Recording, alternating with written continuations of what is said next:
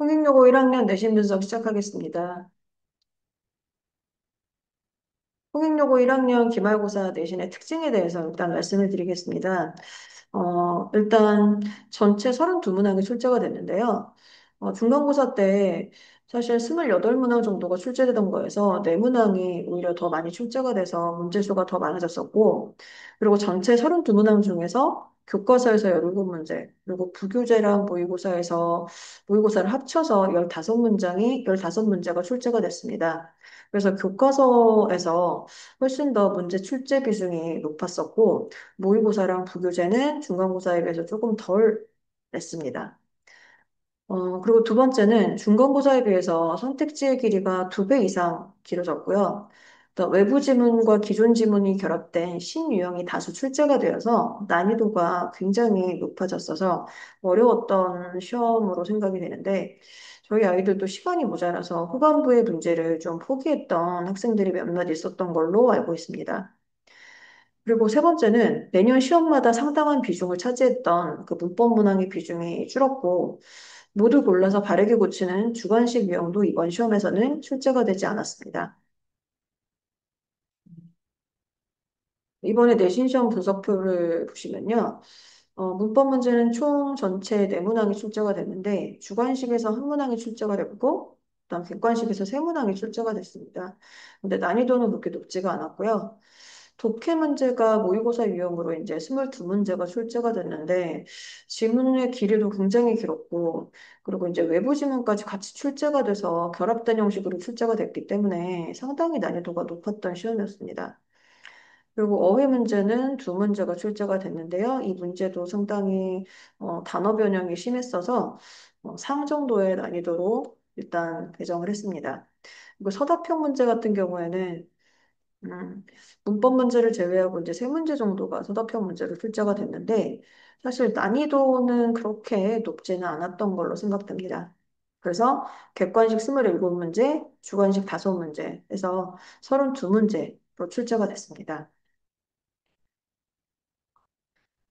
고득점을 위한 수업을 일단 말씀을 드리면, 홍익용어 같은 경우에는 지문이 변형이 되고, 그리고 새로운 지문이 추가가 됐고, 그리고 기존 지문과 외부 지문의 결합이 되는 등의 다양한 신유형이 출제가 됐고요.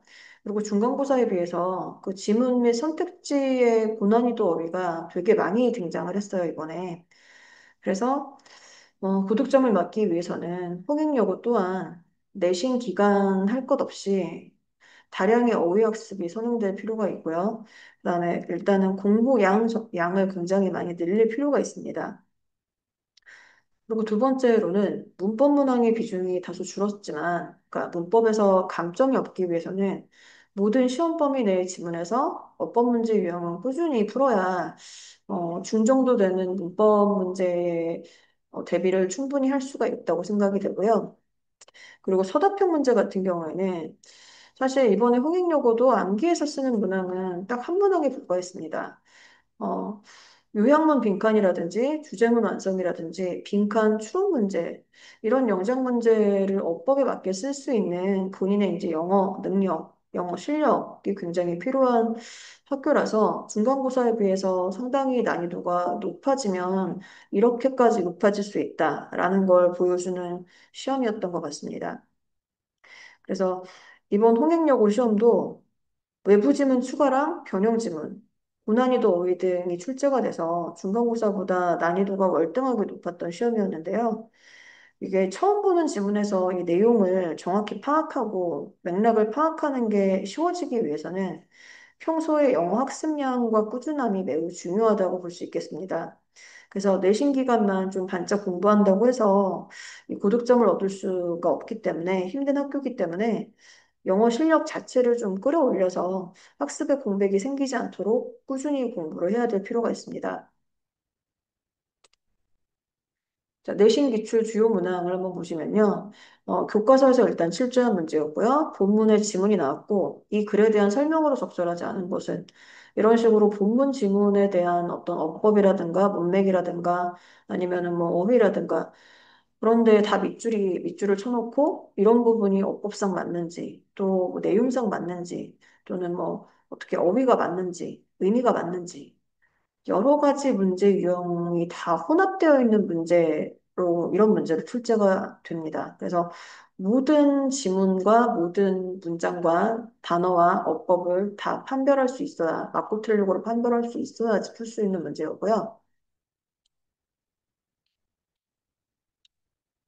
저희가 항상 리뷰 테스트를 이렇게 보고 있습니다. 그래서 저희도 이제 홍익여고의 출제 경향과 맞는 문제를 예상 문제에서 출제를 해서 항상 복습 테스트로 아이들을 풀리고 있고, 어, 아까 봤던 그 문제 유형도 역시 똑같이 이런 식의 유형으로 고쳐서 선택지를 영어로 바꿔서 출제를 하고 있습니다. 그래서 평소에 이런 문제를 풀어봤더라면, 아까 그 문제는 그렇게 당황하지 않고 풀 수 있을 정도가 됐었던 것 같습니다. 자, 서답형 문제는 이런 식으로 숙제가 되는데요. 지문을 주고 이 글의 주제를 보기의 표현을 모두 사용해서 10단어 이내로 쓰시오. 그래서 조건을 주는 문제, 이런 문제를 만들어서 냈는데,